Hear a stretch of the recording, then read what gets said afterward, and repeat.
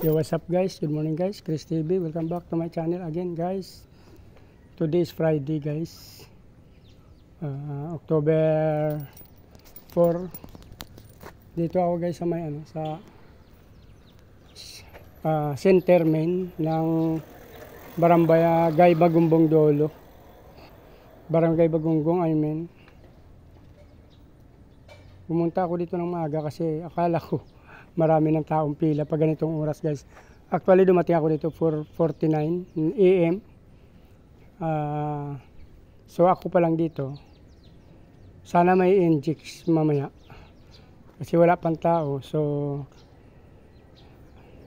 sana kahapon ako pumunta dito kasi nung Tuesday nga dun sa unang video ko, Wednesday I mean, may video ako na nakagat ako ng pusa namin pero hindi ako naturukan dito kasi 1 to 35 lang ang kinuha nila guys. So ang number ko nung Wednesday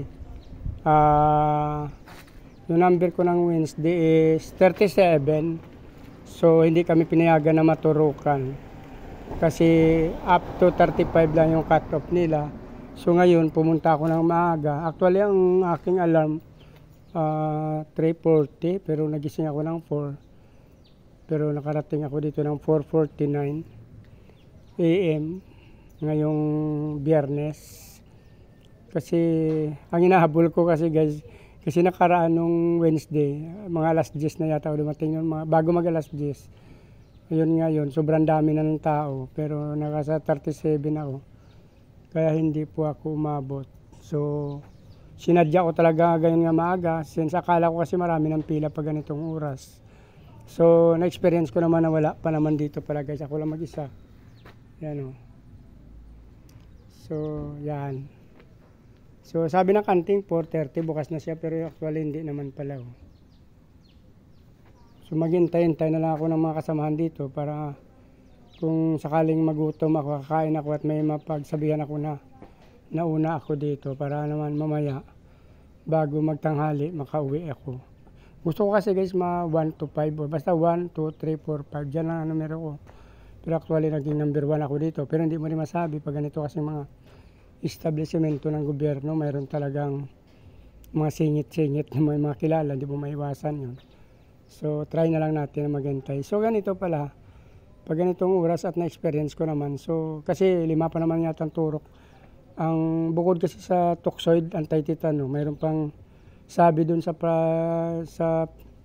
mga kapitbahay ko guys na nakapagpaturok na din yung anak niya. Bukod pa daw sa toxoid, 5 pang turok doon. So doon medyo may pricey doon, mataas. Kasi private nga. So na-try ko dito magpila ng maaga. Akala ko kasi ganito kaaga mayroon na. Pero try natin. Sunod pwede na tayo mag 5 or 6. Since wala naman palang tao dito talagang nagpipila sa ganong oras. So yun na lang, na-experience lang natin. So tinry ko lang ngayon.